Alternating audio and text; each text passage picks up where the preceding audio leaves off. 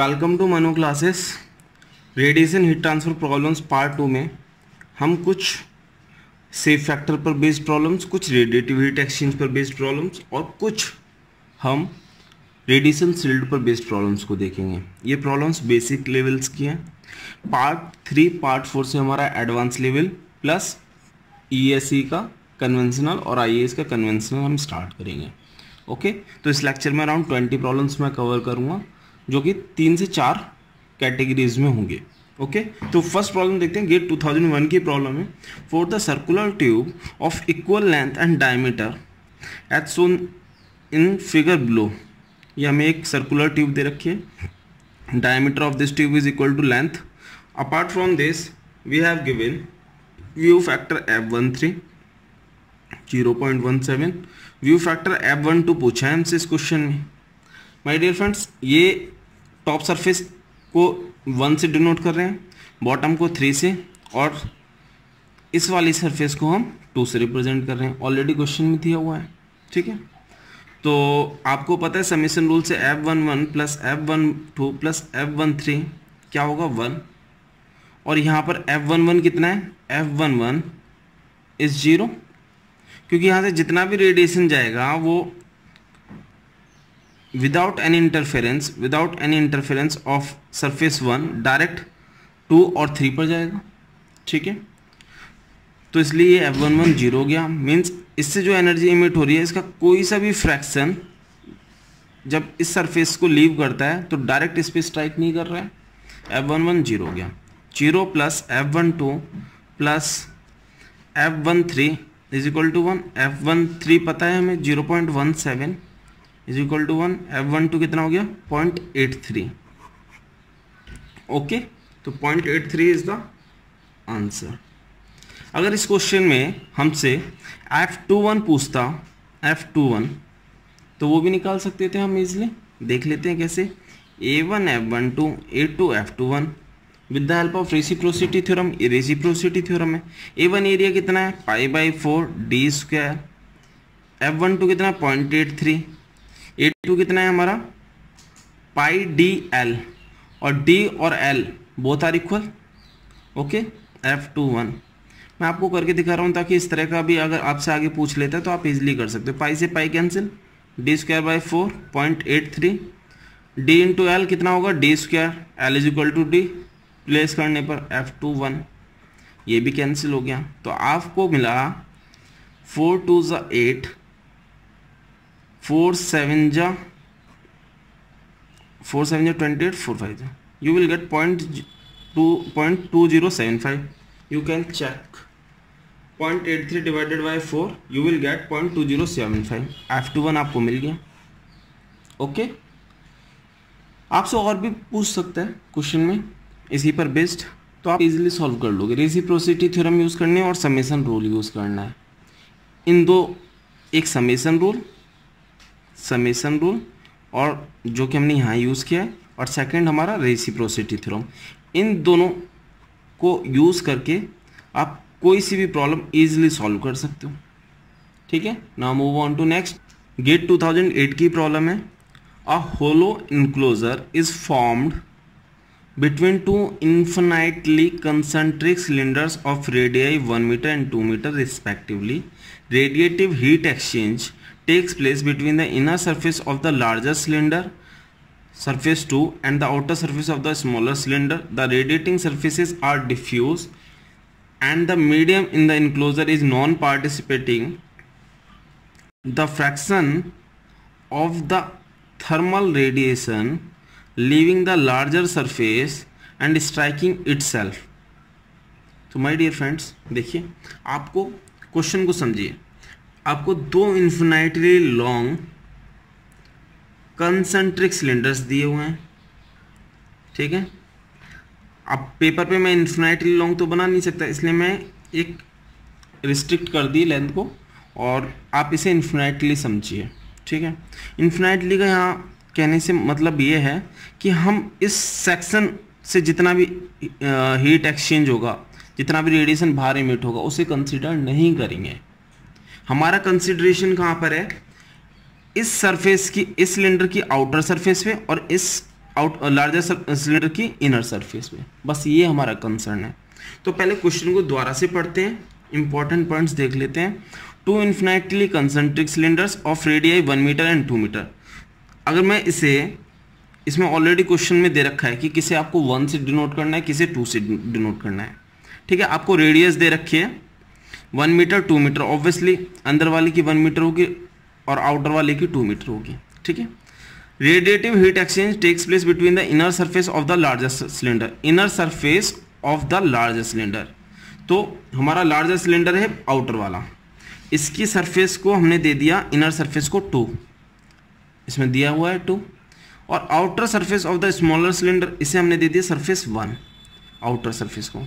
इनके बीच में radiative heat exchange हो रहा है। अपार्ट फ्रॉम दिस क्या कह रहा है, radiating surfaces are diffuse, means intensity of radiation doesn't depend on the angle, सब में सेम इंटेंसिटी से जा रही हैं। ठीक है, इन ऑल डायरेक्शन सेम है। Medium in the enclosure is non participating, means अगर इन दोनों सरफेसेस के बीच में कोई एयर है, कोई भी मीडियम है, उसका यहाँ पर कोई रोल नहीं है हीट एक्सचेंज में। ठीक है, the fraction of the thermal radiation living the larger surface, fraction of the thermal radiation living the larger surface and striking itself, हमसे पूछा है। तो लार्जर सरफेस कौन सी है, 2। माय डियर फ्रेंड्स, मैंने आपको बताया था FIJ से हम डिनोट करते हैं, और यहाँ पर I क्या होता है, लिविंग वाला, लिविंग सरफेस, और J क्या होता है, स्ट्राइकिंग, स्ट्राइकिंग। लेकिन क्वेश्चन में हमसे क्या बोल रहे हैं, लिविंग और स्ट्राइकिंग सेम है, living the larger surface and striking itself. तो लार्जर कौन सी सरफेस है हमारी, 2। हमसे पूछा है क्वेश्चन में F22 हमें फाइंड आउट करना है। Okay, F22 we have to find out. तो देखते हैं हमें क्या डाटा और दिया है। रेडियस दे रखी है R1 हमें दिया है 1 मीटर, और R2 दिया है हमें 2 मीटर। ठीक है, इन्फिनाइट सिलेंडर है, इसकी आप लेंथ L कंसिडर कर लीजिए। इन्फिनाइट तो रख नहीं सकते, आप L लेंथ कंसिडर कर लीजिए। बस इन्फिनाइट का मतलब यहाँ पर ये है कि एंड पर जो हीट एक्सचेंज हो रहा है उसे हम कंसिडर नहीं करेंगे, हमें इन दो सरफेसेस के बीच में कंसिडर करना है। ठीक है, तो आपको पता है जब मेरी ये कंडीशन होती है F12 is equal to 1 and F21 is less than 1, F12 is equal to 1 और F21 इज लेस देन 1, ये हो रहा है।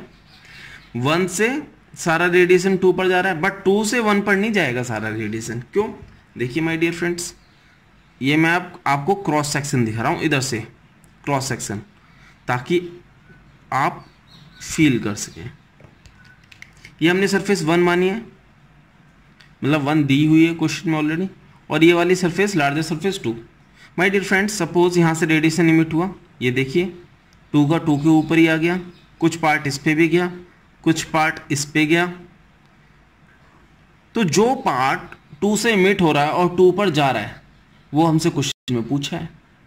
ठीक है, तो कैसे फाइंड आउट करेंगे, बहुत इजीली फाइंड आउट कर सकते हैं। हमारे पास F121 है, F121 है, और F22 हमें फाइंड आउट करना है। तो F22 हम कहाँ से फाइंड आउट कर सकते हैं, F21 plus F22 is equal to 1, summation rule से, समेशन रूल यूज़ किया, F22 is equal to 1 minus F21।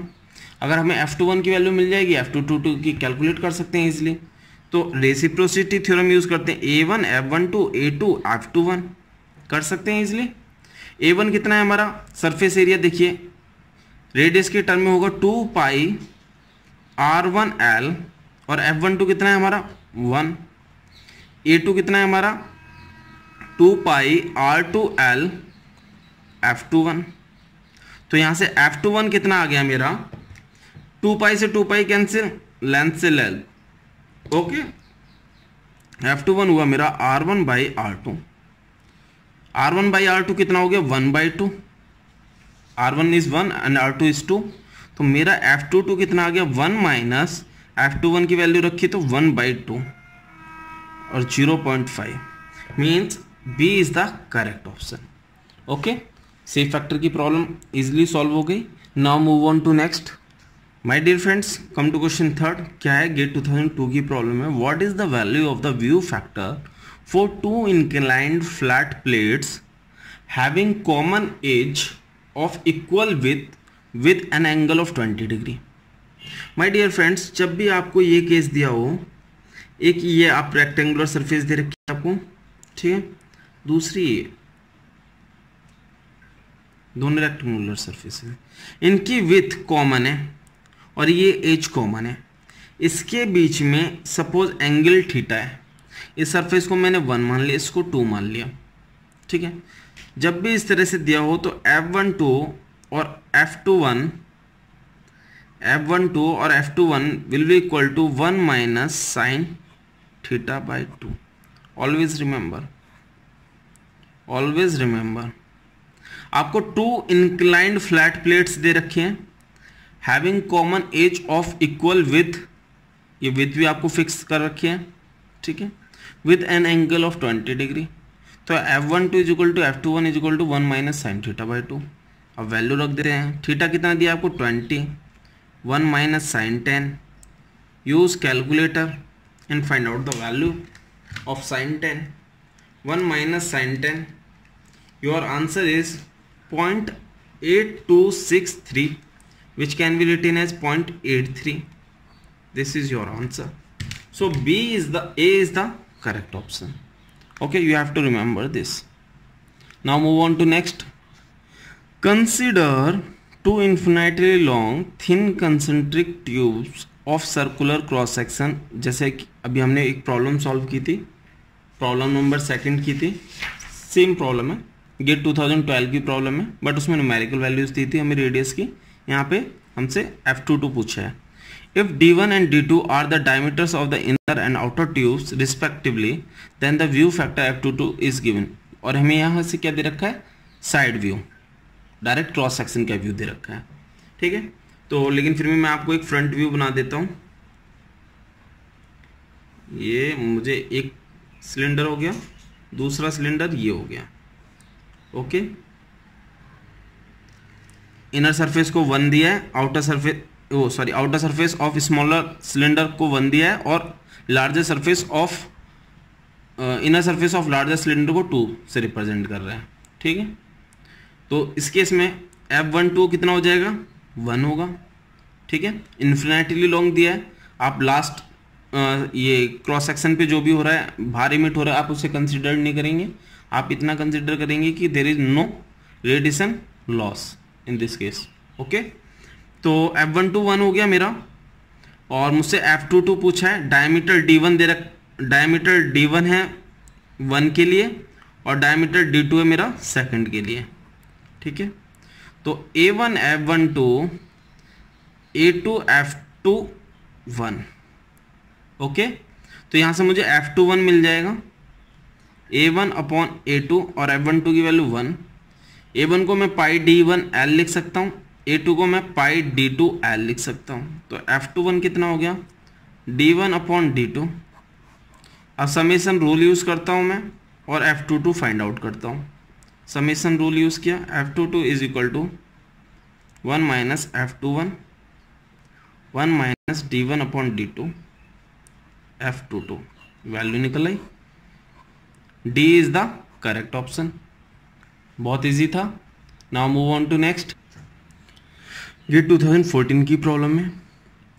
Question क्या है, a solid sphere of radius r1 is equal to 20 mm is place concentrically inside a hollow sphere of radius r2 30 mm as shown in the figure. बहुत easy problem है। आपको एक inside sphere दे रखा है, एक outside sphere दे रखा है। यहाँ से बहुत क्लियर हो गया, f12 इज इक्वल टू 1 और आपको f21 फाइंड करना है। ये तो बहुत इजी प्रॉब्लम है। a1 f12, a2 f21, a1 f12 और a2 f21। तो यहाँ से आपको f21 निकाल लेंगे, a1 upon a2 into f12, f21 a1 कितना होगा 4 पाई r1 स्क्वायर 4 पाई r2 स्क्वायर, ये 1 हो गया। 4 पाई से 4 पाई कैंसिल, r1 आपको 20 दे रखा है और r2 आपको 30 दे रखा है, तो ये हो गया 4/9। B is the correct option. My dear friends, जिसे मैं अभी समेशन रूल बोल रहा था, इस टाइप से अगर मुझे सपोज इसी क्वेश्चन में f22 फाइंड करना होता, f22 अगर मुझे फाइंड करना है, मैं आगे जा रहा हूँ इस क्वेश्चन में, तो मैं इस रूल को यूज़ कर रहा था, F21 plus F22 is equal to 1। ये एनर्जी कंजर्वेशन है my dear friends, energy conservation. Energy conservation means to say जितना भी मेरा इमिशन हो रहा है, रेडिएशन हो रहा है, 2 से 1 पर जा रहा है और 2 से 2 पर जा रहा है, और वो किसके इक्विवेलेंट है, 1। जैसे कि हम पढ़ते थे alpha plus rho plus tau is equal to 1। 3 चीज़ होंगी, या तो एब्जॉर्ब हो जाएगा, या रिफ्लेक्ट हो जाएगा, या ट्रांसमिट हो जाएगा। टोटल समेशन ऑफ इंसिडेंट, अगर हमारे पास कोई रेडिएशन गिरता है तो टोटल एनर्जी होगी वो किस में जाएगी, या तो एब्जॉर्ब हो जाएगी, या फिर ट्रांसमिट हो जाएगी, या हमारी रिफ्लेक्ट हो जाएगी। ठीक है, law of conservation of energy. Total हमारा इक्वल टू 1 रहेगा। अगर परसेंट में देखें तो आप 100% रहेगा, जितना आया है तीनों का ऐड करने पे उतना रहेगा। ठीक है, तो इसमें समेशन रूल क्या है कि F2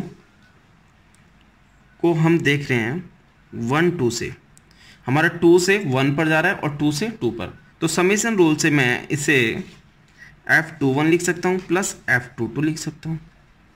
ठीक है, इसे समेशन रूल बोलेंगे, F2 से 1 और F2 से 2। ठीक है, और ये टोटल किसके बराबर होगा, 1 के बराबर। ये एनर्जी कंजर्वेशन के थ्रू हो गया।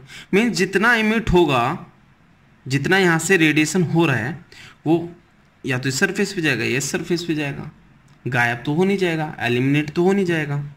ठीक है, तो F22 भी फाइंड आउट कर सकते हैं हम। ये हमारा समेशन रूल था, दिस वन समेशन रूल था हमारा। तो कंफ्यूज नहीं ना, समेशन रूल को हम सुपर पोजिशन रूल भी बोलते हैं, सुपर पोजिशन रूल।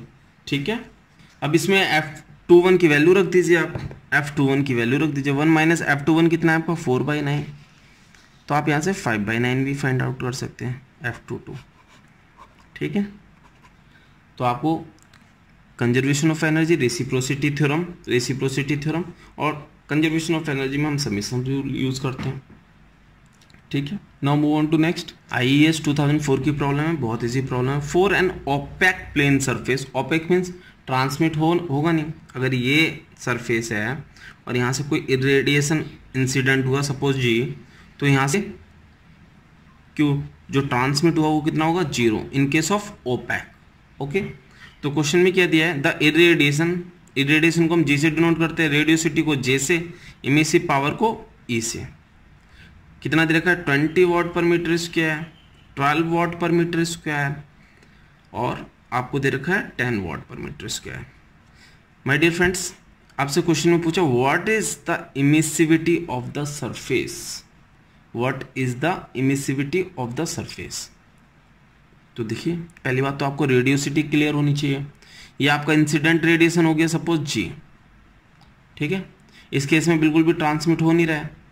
जब कुछ रेडिएशन हमारा सरफेस पर आया जी, तो इसका कुछ पार्ट रिफ्लेक्ट हो जाएगा रो टाइम्स ऑफ जी, और कुछ ये सरफेस हीट होने की वजह से अपना इमिट करेगी, इसका टेम्परेचर बढ़ेगा, ये इमिट करेगी, तो इसके साथ ये इमिसिव पावर। तो रेडियोसिटी कितना हो गया, J is equal to E plus rho G. Okay, E पता है, जी पता है, जे पता है हमें, तो rho G is equal to J minus E, G is equal to J minus E upon rho. अब रो की वैल्यू हमें तो फाइंड आउट क्या करना है, हमें फाइंड आउट तो एप्सिलॉन करना है, इमिसिविटी की वैल्यू कहाँ से निकालेंगे, आपको पता है alpha plus rho plus tau is equal to 1 होता है, but for opaque surface tau is equal to 0 हो गया आपका। Opaque surface tau is equal to 0, तो यहाँ क्या मिला आपको, rho is equal to 1 minus alpha, और बाय किरचॉफ के अकॉर्डिंग, किरचॉफ लॉ के according alpha is equal to epsilon, तो क्या हो गया, rho is equal to 1 minus epsilon हो गया। तो रो को मैं यहाँ रहने देता हूँ, जी को डिनोमिनेटर में, जे माइनस ई अपॉन जी, ठीक है, 1 minus epsilon J minus E upon G. Values put on कर देते हैं। जे की वैल्यू कितनी है 12, ई की 10, जी की 20। ये होगा 1 minus epsilon 2 upon 20, 2 upon 20 you will get 0.1, epsilon will be equal to 0.9, okay 0.9। So C is the correct option, C is the correct option. Radiosity का ये फॉर्मूला होता है J is equal to E plus rho G, और rho कहाँ से आपने find out किया, हमें ओपेक सरफेस दे रखा है, alpha plus rho plus tau is equal to 1 पता होता है, टो को 0 रखा, rho is equal to 1 minus alpha आया। किरचॉफ लॉ से हम अल्फा को इमिसिविटी लिख सकते हैं, ठीक है, alpha is equal to emissivity, तो rho is equal to 1 minus epsilon आ गया। यहाँ पर जे ई जी की वैल्यूज पुट ऑन की, सॉल्व किया, एप्सिलॉन आ गया 0.9। Now move on to next. देखिए एक और प्रॉब्लम आपकी रेडियोसिटी इमिसिव पावर इन पर बेस्ड दी हुई है। For a thin metallic sheet total emissive power is given as 32 watt per meter square, irradiation as 93. If thin sheet has reflectivity 0.6, absorptivity 1.1, transmittivity 0.3, then radiosity in watt per meter square. तो पहले जो data दिया हुआ है उससे लिख लेते हैं। Emissive power 32 watt per meter square, irradiation G 93 watt per meter square, reflectivity rho 0.6, absorptivity 0.1, reflectivity 0.6 और टाउ दिया है हमें 0.3, ठीक है, और रेडियोसिटी हमें पता होती है J is equal to plus E plus rho G होता है, emissive power plus reflected, okay, reflected energy. My dear friends, ये डाटा आपको कंफ्यूज करने के लिए दिया हुआ है, आपको केवल इन 3 वैल्यूज से फर्क पड़ता है, इन 3 वैल्यूज को यूज करना है। तो ई 32 रो 0.6 इंटू 93, 32 6 3 जा 18, 6 9 जा 54, 55 ये हुआ, 527 538 87.8 watt per meter square is the right answer. ये सुपरफ्लस डाटा दिया हुआ था आपको कंफ्यूज करने के लिए, तो कंफ्यूज नहीं होना है, इससे आपको पता भी चल रहा है कि alpha plus rho plus tau is equal to 1, ठीक है, कंफ्यूज नहीं होना है। Now move on to next. देखिए क्वेश्चन दिया हुआ है, the spectral distribution of surface irradiation is as follows. The total irradiation हमें फाइंड आउट करना है, ठीक है, किसमें है, watt per metre square, okay. हमको मोनोक्रोमेटिक इरेडिएशन दे रखा है प्लस एंड वेवलेंथ दे रखी है। माय डियर फ्रेंड्स, आपको पता है टोटल इमिसिव पावर हम कैसे फाइंड करते थे, E is equal to integral E lambda d lambda, इस तरह से फाइंड आउट करते थे, या और यहाँ पर अगर हमें G फाइंड करना है टोटल इरेडिएशन, तो इसे इस तरह से फाइंड करेंगे।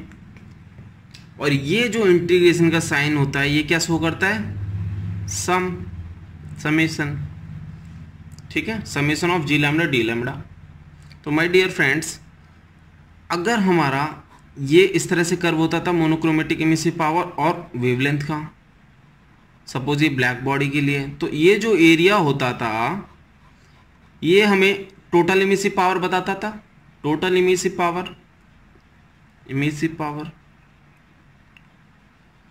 तो यहां पर भी टोटल इरेडिएशन क्या होगा, टोटल इरेडिएशन ये पार्ट होगा, ये पार्ट, ओके, ये पार्ट होगा। तो इसका एरिया हम इजीली फाइंड आउट कर सकते हैं, बिल्कुल कर सकते हैं। क्या है ये, ट्रेपेजियम है। ट्रेपेजियम का एरिया निकालने के लिए क्या करते हैं, 1/2 plus summation of parallel sides. Parallel side कितनी है, एक 50 हो गई और एक क्या हो गई हमारी 30, कंफ्यूज नहीं होना है, ओके, इनटू 50 हो गई प्लस 30 हो गई, 40 minus 10 30, plus into vertical distance between the parallel sides. Vertical distance कितनी है, 2000।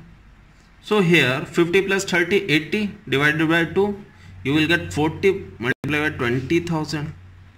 So answer is 80,000 watt per meter square total irradiation. So C is the correct option. Move on to next theoretical question है, previous IAS का है।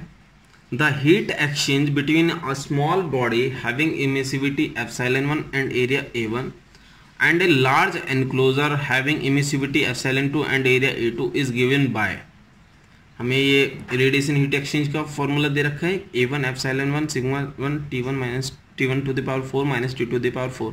ये कब किस assumption पर ये फॉर्मूला निकल कर आया है ये पूछा है हमसे। माय डियर फ्रेंड्स, ये स्टैंडर्ड प्रॉब्लम है, इसमें कुछ ज़्यादा दिमाग नहीं लगाना है। आपको एक छोटी सी बॉडी दे रखी है, सपोज ये बॉडी है, ठीक है, इसका एरिया आपको A1 दे रखा है, इस बॉडी को हम 1 से डिनोट कर रहे हैं, और ये लार्ज इनक्लोजर है, इसकी इनर सरफेस को हम 2 से डिनोट कर रहे हैं। इसकी एमिसिविटी एप्सिलॉन 1 है, इसकी एप्सिलॉन 2 है, एरिया A2 है, ठीक है। टेम्परेचर T2 केल्विन होगा, इसका T1 केल्विन होगा। ओके,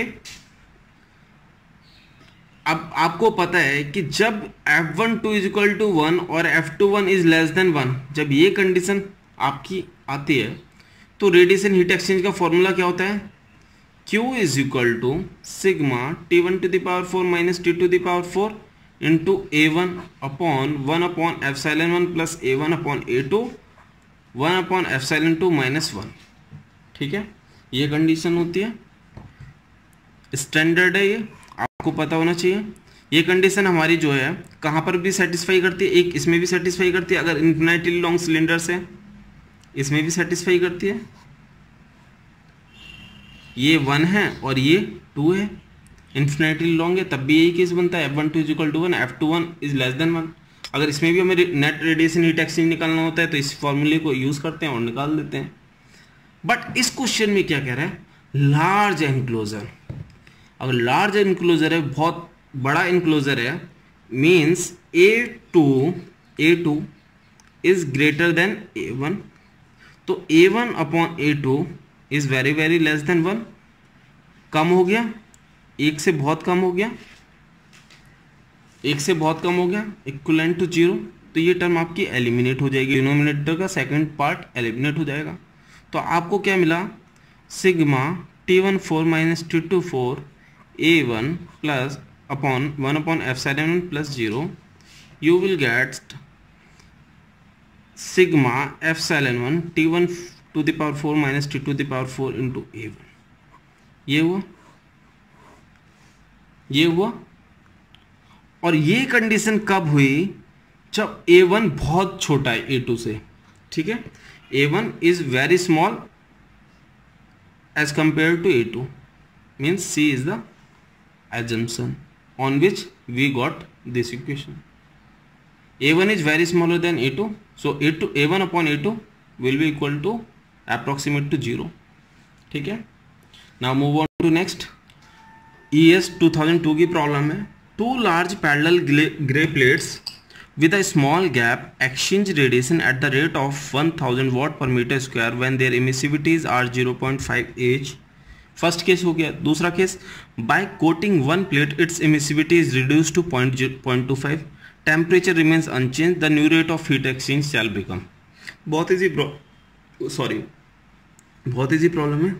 फर्स्ट केस में हमें two large parallel grey plates दे रखे हैं, ठीक है, ये 2 प्लेट्स दे रखे हैं, इसे 1 इसे 2, टेम्परेचर T1 केल्विन, इसका T2 केल्विन, ठीक है, मान लिया। एप्सिलॉन 1 आपको दिया 0.5, एप्सिलॉन 2 भी 0.5। देखिए, when their emissivities are 0.5 each, okay. यहां पर हमें क्या दे रखा है, net heat exchange radiation at the rate of Q upon A दे रखा है हमें। एरिया दोनों का सेम है, 2 लार्ज और पैरेलल है, लार्ज है और पैरेलल है तो एरिया सेम रहेगा। ये हो गया हमारा Q अपॉन A। कितना दिया है हमें फर्स्ट केस में, ये फर्स्ट केस मान के चल रहा हूँ इसे फर्स्ट, ठीक है, सेकंड हम इधर लेंगे। Q अपॉन A दे रखा है हमें 1000 वाट पर मीटर स्क्वायर, ठीक है। अभी मैं केस दिखा रहा हूँ आपको, जो दे रखा है वही डाटा यहाँ पर शो कर रहा हूँ। दूसरा केस में क्या कह रहा है, एक की एमिसिविटी रिड्यूस कर दी, एक की एमिसिविटी रिड्यूस कर दी,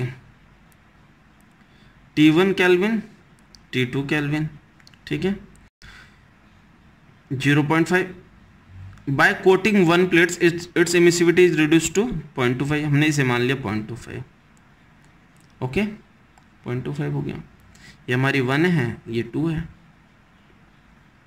इस केस में हमें new rate of heat exchange find out करना है, ये फाइंड आउट करना है my dear friends. For large parallel plates के केस में क्या होता है हमारा heat exchange, Q upon A net sigma T1 to the power 4 minus T to the power 4 upon 1 upon epsilon 1 plus 1 upon epsilon 2 minus 1, ये होता है। T1 is greater than T2 kelvin, ये मान के चलो, तब यहाँ पर T1 is greater than T2 लिखा है, T1 to the power 4 minus T to the power 4। My dear friends, दोनों केसेस में ना तो सिग्मा चेंज होगा ना टेम्परेचर चेंज होगा, तो इसे मैं, इस पूरी टर्म को मैं कोई कांस्टेंट मान लेता हूँ। कांस्टेंट सपोज मैंने x मान लिया, ठीक है, x। बाकी एप्सिलॉन 1 एप्सिलॉन 2 की वैल्यू रख देते हैं, 1 upon 0.5 plus 1 upon 0.5, you will get you will remove point, तो 5 2 जा 10, 2 plus 2 4, 4 minus 1 3, you will get x by 3 Q upon A। First आपको पता ही है, या आप यहाँ से, यहाँ आप 1000 रख दीजिए तो आपको यहाँ x की वैल्यू मिल जाएगी, you will get x is equal to 3000। अब इस केस में देख लेते हैं, इस केस में देख लेते हैं, Q upon A formula same रहेगा, sigma T1 to the power 4 minus T to the power 4 upon 1 upon epsilon 1 plus 1 upon epsilon 2 minus 1, ठीक है। ये x है, हमने x कंसिडर किया, ये भी वही रहेगा, टेम्परेचर भी चेंज नहीं हो रहा है, और ये कांस्टेंट कांस्टेंट ही रहता है, 5.67 into 10 to the power minus 8, 0.5 1 upon 0.5 1 upon 0.25, ये हो गया x। 5 2 जा 10, 25 4 जा 100, 2 प्लस 4 6 माइनस 5, देख लीजिए ये हुआ 5 2 जा 10, 25 4 जा 100, 2 plus 4 6 minus 1, you will get x by 5, x by 5 हो गया। x की वैल्यू आपने फाइंड आउट की 3000, यहाँ पर देख लीजिए 3000 क्या आ गया, 5 6 जा 30, you will get 600 watt per metre square. कितनी इजी प्रॉब्लम थी, Q upon A second. Okay, so option B is the correct answer. आपको सेम केस में प्रॉपर्टी चेंज करके उसका नेट रेडिएशन हीट एक्सचेंज पूछा है, ठीक है, आप ऐसे फाइंड आउट कर सकते हो। Now move on to next. IAS 1997 की प्रॉब्लम है, sun surface at 5800 kelvin emits radiation at a wavelength of 0.5 micron. A surface, wavelength metre भी होगा, a surface at 300 degree Celsius will emit, micron लिखा है micrometer क्योंकि यहाँ पे भी देखिए माइक्रोन ही शो कर रहा है, ठीक है, ये अपने आप अंडरस्टूड है।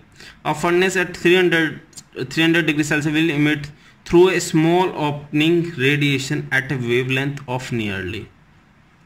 माय डियर फ्रेंड्स, आपको पता है विंस डिस्प्लेसमेंट लॉ से आप λ1 is equal to λ1 into T1 is equal to λ2 into T2 show कर सकते हैं। इसमें देखिए λ1 आपको कितना दिया है 0.5, wins displacement law, wins displacement law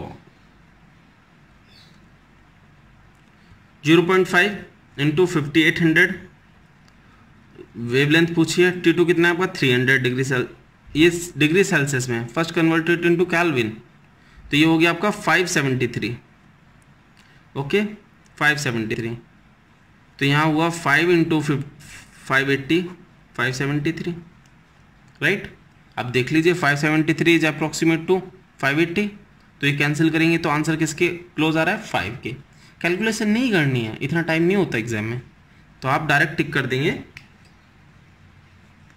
5। इसे आप 1 से दिखा दीजिए, तो 1 इंटू 5 अराउंड 5 माइक्रोन अप्रोक्सीमेट, ठीक है, B is the right option. Wien's displacement law कहाँ से ड्राइव होता है, मैंने बताया था आपको प्लैंक्स लॉ से। Planck's law is the mother of all laws of radiation.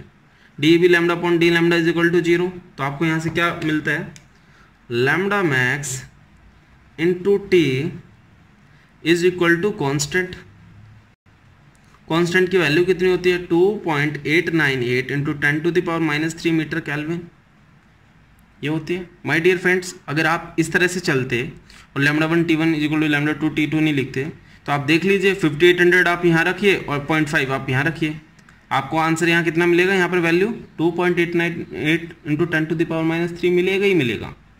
Otherwise आप चेक कर सकते हैं। आप डायरेक्ट भी इस क्वेश्चन को अगर करते 300 डिग्री सेल्सियस और 300 डिग्री सेल्सियस 573 केल्विन यहाँ रखते और कांस्टेंट की वैल्यू रखते, तब भी आपको लैम्बडा की वैल्यू यही मिलती। तो आप कैसे भी सॉल्व कर सकते हो।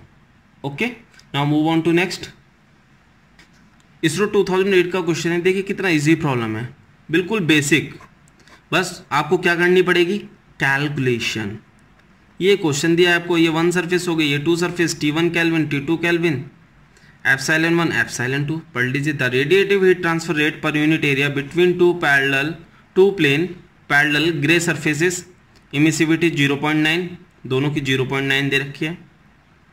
टेम्परेचर आपको दे रखा है 400 केल्विन, ये दे रखा है आपको 400 केल्विन, और ये आपको दे रखा है 300 केल्विन, और सिग्मा की वैल्यू दे रखी है। आपसे नेट रेडिएटिव हीट एक्सचेंज पूछा है, आप निकाल सकते हैं easily. Q/A net sigma T1⁴ - T2⁴ upon 1/ε1 + 1/ε2 - 1। Solve कर दीजिए। 5.67 इंटू 10⁸। T1 कितना है 400⁴ - 300⁴ 1/ε1 + 1/ε2। टाइम को सेव करने के लिए क्या करेंगे, ε1 ε2 दोनों इक्वल हैं, 2/0.9 - 1। 10⁻² की 4 होगा तो 10⁸ विल बी कैंसिल्ड आउट, ये 10⁻⁻8 कैंसिल आउट हो जाएगी। 4 का पावर 4 कितना होगा 256, आप ऐसे कर लीजिए, 4 4 जा 16 64 256, यहाँ हो गया 81 81 हो गया। ये आपका कितना आएगा, आप अभी से पॉइंट में मत लाइए, आप इसे देखिए, ये हो गया 20/9, तो ये बचा आपका 11/9। ठीक है, अब इसे सॉल्व कर लेते हैं। 5.67 इंटू 9/11 6 - 1 5 15 8 7 175 मिल गया ये। अब आप इसे कैलकुलेट कीजिए, इसमें कैलकुलेशंस यूज़ होगी, इसलिए आपसे यहाँ पूछ लिया गया है। ये कैलकुलेट करने पर आएगा आप 811.84 वाट पर मीटर स्क्वायर। इस क्वेश्चन में सबसे टफेस्ट पार्ट यही था कि आपको ये मल्टीप्लाई करना है और डिवाइड करना है। डिवाइड तो इजीली कर सकते हो क्योंकि 11 दे रखा है, मल्टीप्लाई करना इज द बिगेस्ट पार्ट। इसलिए तो गेट ऐसा भी नहीं है कि शुरू में बहुत टफ प्रॉब्लम्स आती हैं। अगर आप ईएस की तैयारी कर रहे हो तो आप हर प्रॉब्लम सॉल्व कर सकते हो, हर एग्जाम क्रैक कर सकते हो। C is the correct option. Okay, now move on to next. GATE 2003 की प्रॉब्लम में क्या है, a plate having 10 centimetre square area each side is hanging in the middle of a room of 100 meter square, total surface area, room का दे रखा है total surface area 100 meter square, the plate temperature and emissivity are respectively 800 Kelvin and 0.6, the temperature and emissivity values for the surface of the room are 300 Kelvin and 0.3 respectively, Boltzmann constant sigma दे रखा है आपको, total heat loss from the two surface of the plate। Suppose ये room हो गया, ये room हो गया, इसमें मैंने एक प्लेट सेंटर में हैंग कर दी है, इसकी दो सरफेसेस है, प्लेट है तो प्लेट की थिकनेस तो नेग्लिजिबल कंसीडर की जाएगी, और ईच साइड का एरिया दे रखा है। इसकी जो फोर फेस ये थिकनेस वाले सरफेसेस होंगी इनका एरिया हम नेग्लिजिबल कंसीडर करेंगे, ओनली दिस एरिया, ये complete area plus opposite area consider करेंगे। इसे हम 1 से डिनोट कर रहे हैं, इसे हम 2 से। ओके, इनके बीच में नेट रेडिएशन हीट एक्सचेंज होगा, वही total heat loss from the two surface of the plate होगा। प्लेट कुछ गेन करेगी, कुछ इमिट करेगी, ठीक है। तो नेट रेडिएशन हीट एक्सचेंज हमें फाइंड आउट करना है, ठीक है। तो ये बाहर से इंसुलेट, मानिए इसकी आउटर सरफेस प्लेट के साथ और इसकी इनर सरफेस के साथ हीट एक्सचेंज हो रहा है। आपको देखिए डाटा क्या दे रखा है, इधर 1 लिख लीजिए, इधर 2 लिख लीजिए। आपको दे रखा है एरिया A1 कितना हो जाएगा, जब 10 सेंटीमीटर स्क्वायर ईच साइड का दे रखा है तो 20 सेंटीमीटर स्क्वायर मीटर में कन्वर्ट कर लेते हैं, तुरंत कर लीजिए, बात के लिए मत छोड़िए, टाइम वेस्ट होगा आपका। रूम का दे रखा है आपको 100 metre square. Apart from this epsilon 1 plate की 0.6, T1 800 kelvin, epsilon 2 0.3, T2 300 kelvin, और सिग्मा की वैल्यू दे रखी है जो कि आपको याद है। ठीक है, तो जब भी इस केस में देखिए हमारा क्या क्या बैठ रहा है, F1 to 1 और F21 लेस देन 1, ये हो रहा है। जब भी कभी ये कंडीशन हो तो हम कौन सा फॉर्मूला यूज करते हैं, Q is equal to sigma T1 to the power 4 minus T2 to the power 4 A1 upon 1 upon epsilon 1 plus 1 upon epsilon 2, sorry A1 upon A2, दोबारा लिख देता हूँ, कंफ्यूज नहीं होना है, बहुत इजी है। और ये फॉर्मूला कहाँ से आता है वो मैं एक थ्योरी वाला मॉड्यूल बनाकर डाल दूँगा, उसमें आप देख लेना। रेजिस्टेंसेस यूज़ करते हैं A1, तो ये नीचे वाले टर्म्स आ जाते हैं, उसमें से जब 1 अपॉन A1 कॉमन लेते हैं तो A1 ऊपर आ जाता है। 1 upon epsilon 1 plus A1 upon A2 1 upon epsilon 2 minus 1। ठीक है, बहुत इजी है ये फार्मूला निकालना। मैं आपको एक आगे प्रॉब्लम में बता भी दूंगा अगर मुझे ज़रूरत लगी तो। सिग्मा की value 5.67 into 10 to the power minus 8। अब वैल्यूज रख देते हैं। T1 कितना है आपका 800, प्लेट का टेम्परेचर ज़्यादा है 300 टू द पावर 4। A1 कितना है 20 into 10 to the power minus 4 upon 1 upon 0.6 plus A1 कितना है आपका 20 into 10 to the power minus 4। A2 कितना है आपका 100 एप्सिलॉन 2.3 माइनस 1। गेट की प्रॉब्लम है, आपको कैलकुलेटर मिलेगा, आप कैलकुलेटर का आप शानदार यूज़ कीजिए और आंसर बताइए। मैं पहले डिनोमिनेटर को सॉल्व करता हूँ फिर न्यूमरेटर में आऊँगा। 1 upon 0.3 minus 1 into 20 into 10 to the power minus 6 plus 1 upon 0.6 into 20 into 10 to the power minus 4 into 5.67 into 8 to the power 4 minus 3 to the power 4, you will get 27.317 watt. So B is the correct option. B is the correct option. समझ में आ गया आपको? Now move on to next. Come to 14th question. Problem को देखते हैं। A filament of 80 watt light bulb may be considered a black body radiating into a black enclosure at 70 degrees Celsius. The filament diameter is 0.2 mm. Length is 5 cm. Considering only radiation, the filament temperature is. My dear friends, इसमें आपको black enclosure दिया है और body भी, filament की body को भी black body treat करने के लिए बोला है। इट मीन्स दोनों की इमिसिविटी 1 दे रखी है। सपोज ये मेरा कोई बल्ब है, बल्ब में ये फिलामेंट है, फिर मेरा ये होल्डर लगा रहता है, ठीक है, मैंने टॉप पे मान लिया, रूफ की टॉप पे लगा है, और ये कोई ब्लैक एनक्लोजर है, ठीक है। फिलामेंट को 1 सरफेस कंसिडर कर रहा हूँ, इसे 2 एनक्लोजर को। अब माय डियर फ्रेंड्स, इसमें ये कंडीशन बैठ रही है हमारी F12 is equal to 1, F21 is less than 1। तो कौन सा फॉर्मूला यूज करते हैं हम, Q is equal to sigma T1 to the power 4 minus T2 to the power 4 into A1 upon 1 upon epsilon 1 plus A1 upon A2 1 upon epsilon 2 minus 1, ये use करते हैं। अब माय डियर फ्रेंड्स, आपको पता है एप्सिलॉन 1 आपको कितना दे रखा है 1 ब्लैक बॉडी है, एप्सिलॉन 2 कितना है 1 ब्लैक बॉडी है, ठीक है। और T1 क्या है फिलामेंट टेम्परेचर, T2 इसका surface temperature. Sigma T1 to the power 4 minus T2 to the power 4 into A1 1 upon 1 A1 upon A2 1 upon 1। ये देखिए 1 माइनस 1 जीरो हो जाएगा, ये टर्म जीरो हो गई, तो डिनोमिनेटर में क्या बचा only 1। Sigma T1 to the power 4 minus T2 to the power 4 into A1 Q। अब पावर मुझे कितनी दे रखी है 80 watt. Sigma 5.67 into 10 to the power minus 8 याद होना चाहिए, T1 to the power 4। T2 आपको कितना दे रखा है ब्लैक एनक्लोजर का temperature 70 degree Celsius, convert into kelvin, you will gate 343, ठीक है, 343 केल्विन, 343 केल्विन, ओके।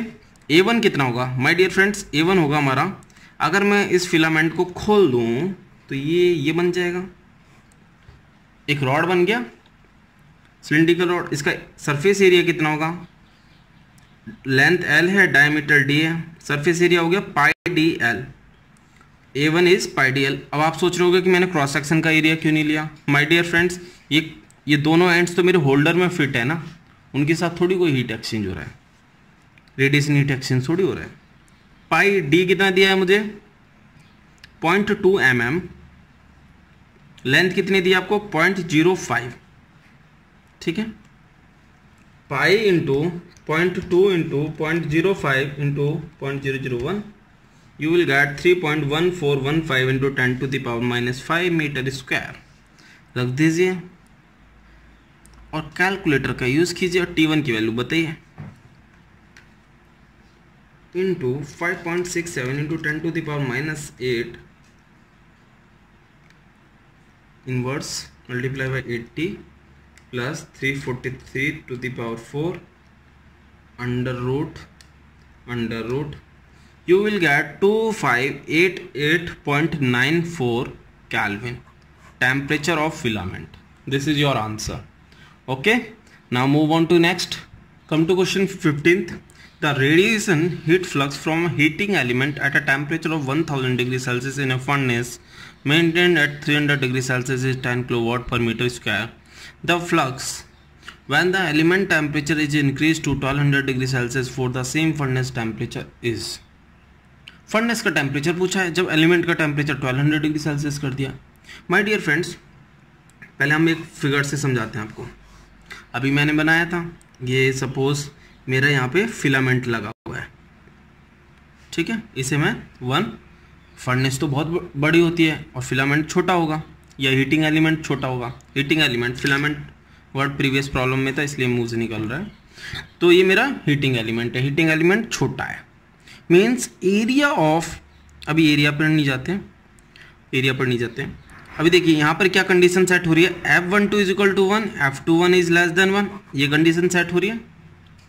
तो इसके लिए नेट रेडिएशन हीट एक्सचेंज कितना होता है हमारा, sigma T1 to the power 4 minus T to the power 4 into A1 upon 1 upon F1 plus A1 upon A2 1 upon F2 minus 1, ये होता है। ये होगा। यहां पर आप देख सकते हैं area A1 is very very very smaller than A2। Heating element furnace में कितना बड़ा होता है, बहुत छोटा होता है। तो A1 will be very very smaller than A2, means A1 upon A2 is lesser than, very very lesser than 1, और you can say approximate to 0। A1 upon A2 is approximate to 0. 1 is not approximate to 0. A1 upon A2 is approximate to 0.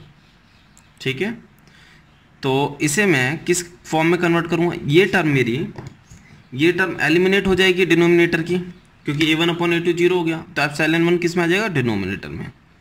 Sigma Epsilon1 A1 T1 to the power 4 minus T to the power 4, ये formula बन गया मेरा। अब देखिए इस फॉर्मूले को use करते हैं। पहला केस दे रखा है हमें Q1, ठीक है, पहला Q1, सिग्मा सेम रहेगा दोनों केसेस में, क्योंकि टेम्परेचर चेंज हो रहा है और कुछ चेंज नहीं हो रहा, एमिसिविटी भी नहीं चेंज होगी। एरिया, ठीक है, एरिया A1, फिलामेंट वही है, सेम फिलामेंट, वो सॉरी हीटिंग एलिमेंट भी सेम है। T1 कितना है यहाँ पे मेरा, हीटिंग एलिमेंट 1000 डिग्री सेल्सियस। तो इसमें मैं जब केल्विन में कन्वर्ट करूँगा तो ये हो जाएगा, फर्नेस 300 573 टू द पावर 4 हो गए, ये हो गया। दूसरे केस में सिग्मा Epsilon2 A2, फर्नेस का, इसका एलिमेंट का टेम्परेचर कितना कर दिया 1200, तो केल्विन में कन्वर्ट करने पर ये हो गया, ठीक है। मुझे ये फाइंड करना है, फर्नेस का टेम्परेचर मुझे फाइंड करना है, फर्नेस का टेम्परेचर मुझे फाइंड करना है। अगर मैं इन दोनों को डिवाइड कर दूं निकल आएगा इजीली, क्योंकि मुझे Q1 पता है। Q1 कितना है मेरा, नहीं सॉरी, इसमें सेम फर्नेस टेम्परेचर दे रखा है, मुझे फ्लक्स फाइंड आउट करना है। तो फर्नेस का टेम्परेचर कितना रखूँगा मैं यहाँ पे 573 टू द पावर 4। ओके, गलती हो जाती है, ये कैंसिल आउट हो गया, ये 1 ही है, ये कैंसिल आउट हो गया। Q1 कितना है मेरे पास 10 अपॉन Q2। अब कैलकुलेटर यूज करेंगे, 1.473 to the 4 573 to the 4। Calculator use करते हैं और Q2 फाइंड आउट करते हैं कितना आ रहा है। 1273 to the power 4 minus 573 to the power 4 divide by 1473 to the power 4 minus 573 to the power 4 inverse into 10। Q2 कितना हो गया मेरा 18.65। टेम्परेचर बढ़ा तो मेरा क्या हुआ, नेट फ्लक्स इंक्रीज कर गया watt per metre square. This is your answer 18.265। Higher temperature पर बॉडी, बहुत हायर टेम्परेचर पर बॉडी ब्लैक बॉडी की तरह बिहेव करती है। आपको पता है जो हमारा सन है 5800 केल्विन टेम्परेचर पर अप्रॉक्सीमेट ब्लैक बॉडी की तरह बिहेव करता है, अप्रॉक्सीमेट ब्लैक बॉडी की तरह, ब्लैक बॉडी। तो फर्नेसेस में भी जब फिलामेंट का टेम्परेचर बहुत हाई हो जाता है, they also act as heating element, they also act as black body. Now move on to next. Unit kilowatt per metre square में दे रखी है, देखिए unit kilowatt per metre square में दे रखी है, तो आंसर भी किलोवाट पर मीटर स्क्वायर में होगा। Okay, now move on to next. GATE 2013 का क्वेश्चन है, two large diffuse grey parallel plates separated by small distance have surface temperature of 400 kelvin and 300 kelvin. If the emissivities of the surface are 0.8 and the Stefan Boltzmann constant is 5.67 into 10 to the power minus 8 watt per meter square Kelvin to the power 4, the net radiation heat exchange in kilowatt per meter square between the two plates। ये भी आप easily निकाल सकते हो, मैंने अभी ये problems करा दिया ऑलरेडी, मैं भी फिर भी फॉर्मूला बता देता हूँ आपको। ये सरफेस 1 हो गई, ये सरफेस 2, T1 केल्विन आपको दे रखा है 400, T2 300 केल्विन दे रखा है। इमिसिविटीज, सरफेस की इमिसिविटीज आपको दे रखी है 0.8 सेम दे रखी है। सिग्मा आपको दिया ये एप्सिलॉन सिग्मा दे रखा है, तो आप क्या लगाओगे Q upon A is equal to sigma T1 to the power 4 minus T2 to the power 4 upon 1 upon epsilon 1 plus 1 upon epsilon 2 minus 1। इसे यूज कर लेना और आपका आंसर आ जाएगा। Now move on to next. GATE 2014 का question है, a hemispherical furnace of 1 meter radius has the inner surface emissivity epsilon is equal to 1 of its roof, inner surface of its roof maintained at 800 Kelvin while its floor epsilon is equal to 0.5 is kept at 600 Kelvin। Sigma दे रखा है हमें, the net radiative heat transfer from the roof to the floor। My dear friends, very important, sigma की value आप अपनी तरफ से मत रख देना 5.67, आपका आंसर गलत हो जाएगा क्योंकि इसमें ऑब्जेक्टिव नहीं है, न्यूमेरिकल वैल्यू, न्यूमेरिकल क्वेश्चन है। क्योंकि यहाँ पर हमें 5.67 नहीं दिया है, 5.668 दिया है, तो उससे भी डिफरेंस आ जाएगा। ठीक है, तो पहले हम फिगर ड्रॉ करते हैं। क्या है, एक हेमिस्फेरिकल फर्नेस दे रखी है, ठीक है, ये हेमिस्फेरिकल फर्नेस दे रखी है, ये सेंटर हो गया, इसकी रेडियस मुझे 1 मीटर दे रखी है और 1 metre radius has the inner surface of its roof, ये इनर सरफेस ऑफ रूफ हो गई। ठीक है, ये इसे मैंने 1 मान लिया, ठीक है, 2 मान लीजिए इसे। Of its roof maintained eight 800 kelvin, means epsilon 2 दे रखा है और आपको T2 दे रखा है 800 केल्विन। अब इसे मैंने 2 क्यों माना मैं वो भी बता दूंगा आपको। इसे मैं 1 मान रहा हूँ बॉटम सरफेस को, ठीक है, वाइल इट्स फ्लोर क्या है इसका, बॉटम सरफेस। ठीक है, तो आप ये इमेजिन कर सकते हो। एप्सिलॉन आपको दे रखा है 0.5 और टेम्परेचर आपको दे रखा है 600 केल्विन। ठीक है, सिग्मा दे रखा है। आपको net radiative heat transfer find out करना है, किसमें, in kilowatt. My dear friends, आप देखिए इस केस में ये फिट बैठ रहा है F12 is equal to 1, F21 is lesser than 1, ये फिट बैठ रहा है, इसलिए मैंने इसे 1 कंसीडर किया था कि एक जो होता है ना हमें याद रहता है, हम उसी तरह से चीज़ों को कंसीडर करते हैं। F1 2, 1 से 2 पर सारा रेडिएशन जा रहा है, फ्लोर से सारा रेडिएशन इसकी रूफ पर जा रहा है, और 2 से जब 1 पर आ रहा है तो कुछ रेडिएशन इधर भी चला जाएगा, इससे कुछ इधर भी चला जाएगा, इसलिए F21 will be lesser than 1। जब ये कंडीशन होती है तो हम क्या फॉर्मूला यूज़ करते हैं, आपको पता है, sigma T⁴ minus T⁴ into A1 upon 1 upon ε1 plus A1 upon A2 1 upon ε2 minus 1, ये यूज़ करते थे। अब आप सोच रहे होगे कि मैंने यहाँ पे 1 2 क्यों नहीं लिखा है, 1 2 क्यों नहीं लिखा है।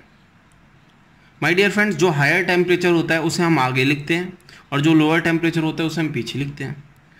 ये हुआ हमारा हायर 800 केल्विन, ये हुआ हमारा लोअर, आंसर निकल आएगा। वैल्यूज रख लेते हैं, 5.668 इंटू 10⁻⁻8 800⁴ माइनस 600⁴। जो हीट फ्लो भी करती है वो हायर टेम्परेचर टू लोअर करेगी, लेकिन रेडिएशन में कुछ इससे हीट इस पर जाएगी, कुछ इससे इस पर जाएगी, कुछ एब्जॉर्ब करेगा, कुछ इमिट करेगा। तो वो हमारा इस फॉर्मूले के थ्रू फाइंड आउट कर रहे हैं कितना नेट रेडिएटिव हीट ट्रांसफर हो रहा है। बट इसका टेम्परेचर ज़्यादा है तो ऑब्वियसली इससे इमिसिव पावर ज़्यादा होगी, इसकी इमिट करने की कैपेसिटी ज़्यादा होगी, इसकी एब्जॉर्ब करने की कैपेसिटी ज़्यादा होगी। A1 कितना दिया है हमें, देखिए A1 फाइंड कर लेते हैं। A1 कितना होगा, 1, ये पाई आर स्क्वायर होता है, पाई आर स्क्वायर होता है, आर कितना है 1, तो कितना हो जाएगा मेरा A1 इज इक्वल टू 1 हो गया, A1 इज इक्वल टू पाई हो गया मीटर स्क्वायर। A2 कितना होगा 2 पाई आर स्क्वायर, 2 पाई 1 का स्क्वायर, ये 2 पाई हो गया, A2 is equal to 2 pi metre square. Okay, तो A1 कितना हुआ मेरा पाई, 1 अपॉन ε1 0.5, 1 अपॉन 0.5, A1 कितना है मेरा यहाँ पर पाई, A2 2 पाई, 1 अपॉन ε2 कितना है मेरा 1, ε2 1 है, देखिए 1। तो माय डियर फ्रेंड्स, ये टर्म तो डिनोमिनेटर की 0 हो गई, ये 0 हो गई। अब बाकी का आप मल्टीप्लाई कर लीजिए, गेट की प्रॉब्लम में कैलकुलेटर अलाउड होता है। देखिए 0.5 multiply by 0.5 pi multiply 5.668 into 8⁴ minus 6⁴। आपको आंसर मिलेगा 24929.166, ये वॉट में 24.929 किलोवाट में होगा। ओके, अगर आपको इस फॉर्मूले में कंफ्यूजन लगे तो आप इसका थर्मल सर्किट ड्रॉ कर लीजिए। थर्मल सर्किट क्या होगा, एक सरफेस रेजिस्टेंस आ गया 1 का, ये EB1 हुआ 1 का सरफेस रेजिस्टेंस, फिर स्पेस रेजिस्टेंस आ गया, फिर सरफेस रेजिस्टेंस आ गया, ठीक है, ये EB2 हो गया, ये J1, ये J2 हो गया। सरफेस रेजिस्टेंस होता है 1 माइनस ε1 अपॉन ε1 A1, ये होगा space resistance 1 upon A1 F12, या तो A2 F21 लिख लीजिए या A1 F12, रेसिप्रोसिटी थ्योरम से आप लिख सकते हैं। ये हो गया 1 minus ε2 upon ε2 A2। Q is equal to EB1 minus EB2 upon सारे रेजिस्टेंस इसको ऐड कर दीजिए, plus 1 upon A1 F21 F12 plus 1 upon 1 minus ε2 upon ε2 A2। My dear friend, EB2 ज़्यादा है, क्यों, इसका टेम्परेचर ज़्यादा है, तो इसे आप 2 करिए, इसे 1 करिए, ठीक है, रेजिस्टेंस टोटल रहेगा। तो आप ऐसे भी सॉल्व करेंगे तो तब भी यही फॉर्मूला निकल कर आएगा, ये यहीं से ड्राइव होकर आया है, तो कंफ्यूज नहीं होना है। Now move on to next. अब हम कुछ प्रॉब्लम्स रेडिएशन शील्ड की देखेंगे। देखिए IAS 2002 का क्वेश्चन है, 2 long parallel plates of same emissivity 0.5 are maintained at different temperature. 2 surfaces हो गई, एक 1 हो गई, एक 2 हो गई, एक T1 केल्विन पर मेंटेन है, एक T2 केल्विन पर मेंटेन्ड है, ठीक है। इमिसिविटी आपको सेम दे रखी है 0.5 0.5, T1 हमने T2 से ज़्यादा मान लिया। फिर क्या कह रहा है, and have radiation heat exchange between them, the radiation shield of emissivity 0.25 placed in the middle will reduce radiation heat exchange to, will reduce, ये पूछा है हमसे, मीन्स हमें फर्स्ट केस ये दे रखा है, सेकंड केस में क्या किया उसने, एक रेडिएशन शील्ड प्लेस कर दी। Radiation shield my dear friends, distance नहीं वेरी करेगी, डिस्टेंस सेम रहेगी, ठीक है, डिस्टेंस सेम रहेगी। ये 1, ये 2, रेडिएशन शील्ड ये, ठीक है, थर्ड प्लेस कर दें।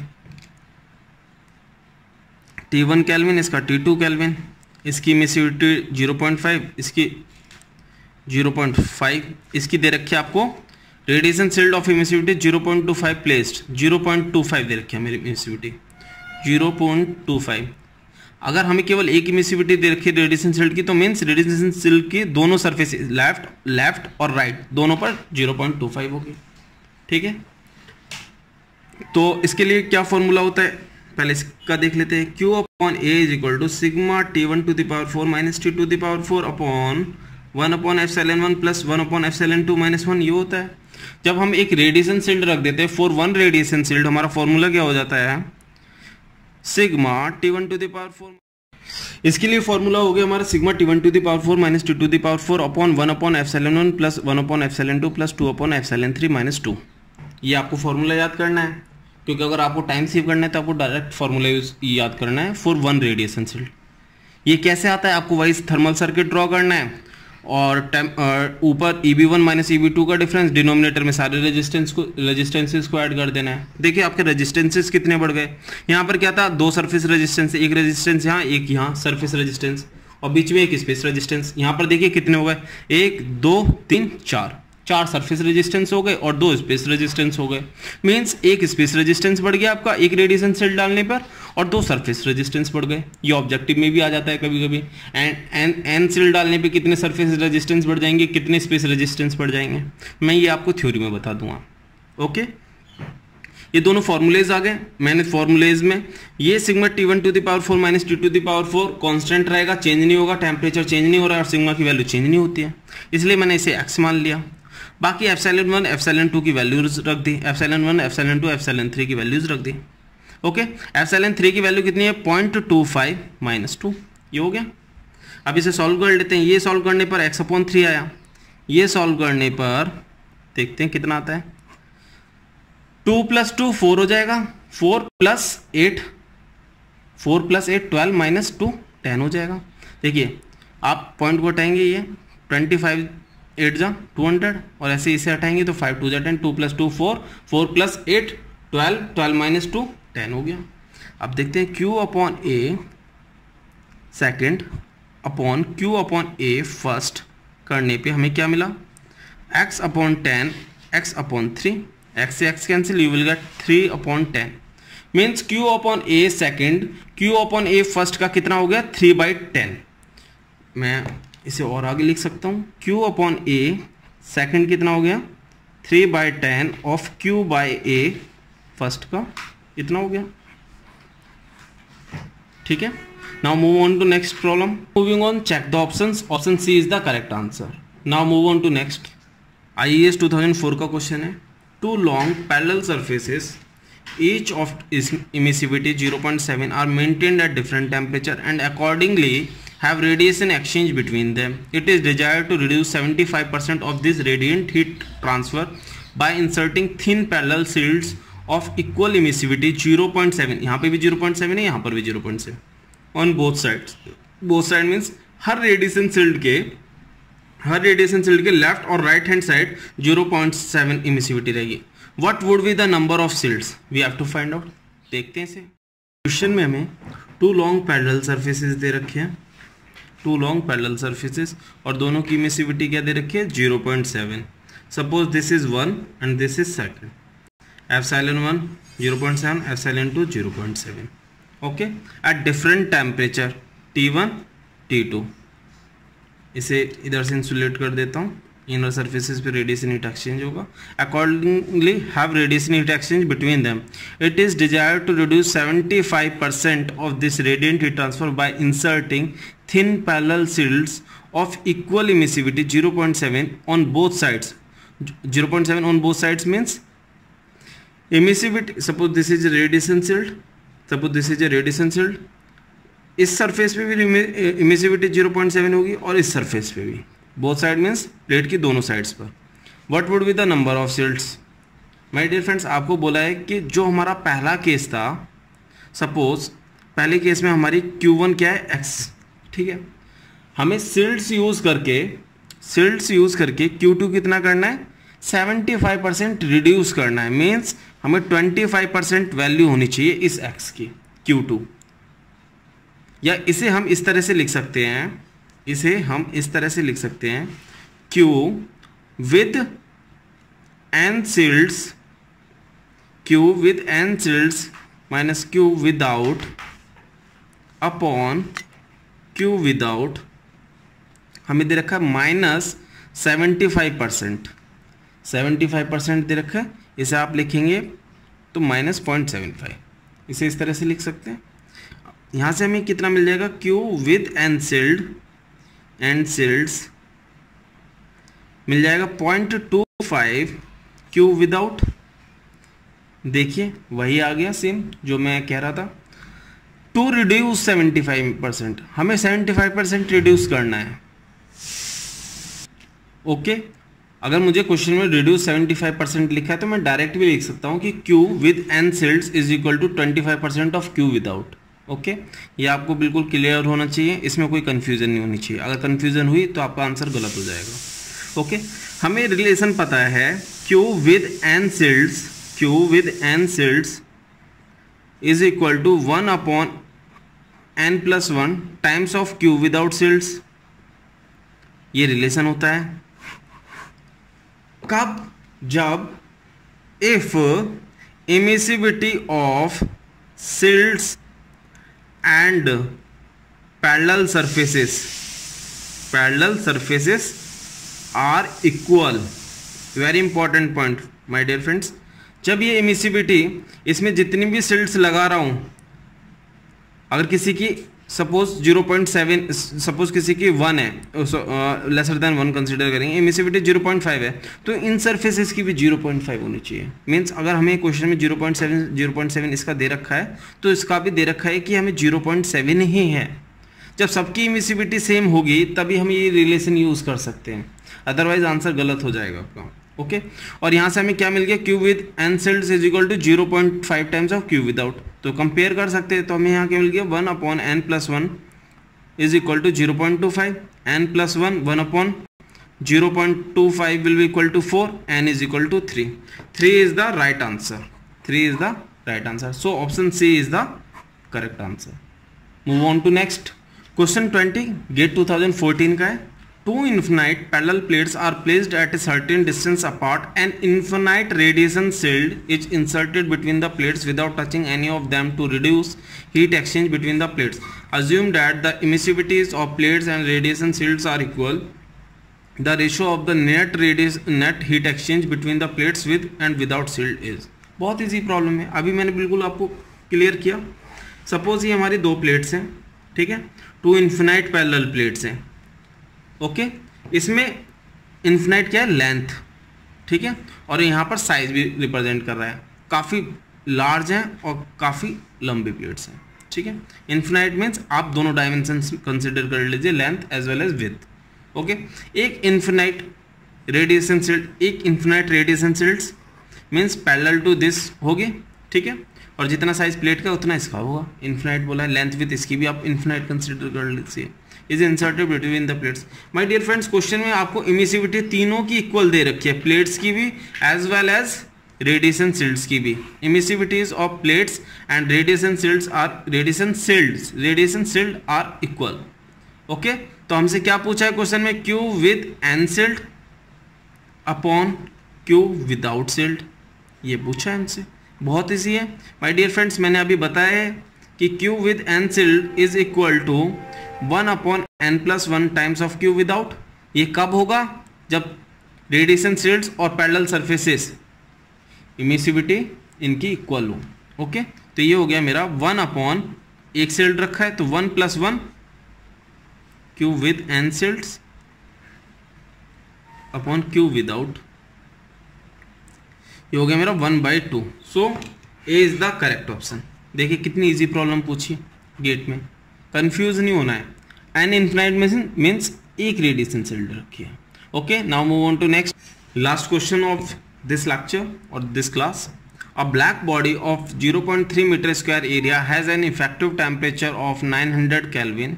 The intensity of radiation along a direction at 50 degree to the normal is. My dear friends, आपको ब्लैक बॉडी दी है एक, ठीक है, उसका आपको एरिया दे रखा है और टेम्परेचर दे रखा है ब्लैक बॉडी, और हमें एक ब्लैक बॉडी का रिलेशन पता है intensity of radiation, normal intensity of radiation और ब्लैक बॉडी की इमिसिव पावर के बीच में ये रिलेशन होता है। सपोज ये कोई सरफेस है, ठीक है, इंटेंसिटी ऑफ रेडिएशन नॉर्मल ये है और नॉर्मल से एंगल थीटा बनाते हुए इंटेंसिटी ऑफ रेडिएशन आई है, तो इसमें I is equal to I n cos theta होता है। और हमें क्या फाइंड करना है, intensity of radiation, means we have to find this I, we have to find I. तो यहाँ से मैं आई एन की वैल्यू रख सकता हूँ, A B is equal to pi, I N कितना होगा आई बाई कॉस थीटा, तो यहाँ क्या हो गया I is equal to E B cos theta upon pi. E B को मैं सिग्मा टी फोल्ड लिख सकता हूँ कॉस थीटा अपॉन पाई। अब वैल्यूज रख देते हैं, 5.67 into 10 to the power -8 into T to the power 4, temperature here is 900 kelvin, cos theta 50 degree upon pi. देखिए क्या आ जाती है वैल्यू,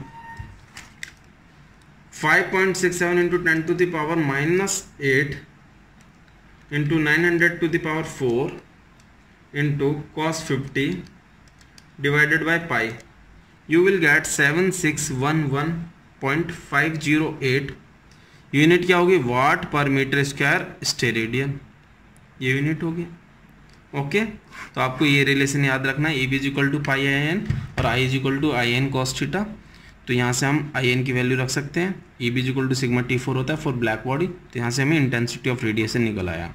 ओके, तो आई होप आपकी बेसिक लेवल्स की सारी प्रॉब्लम्स, सारी टाइप्स ऑफ प्रॉब्लम्स मैंने कवर कर लिए बेसिक लेवल्स की।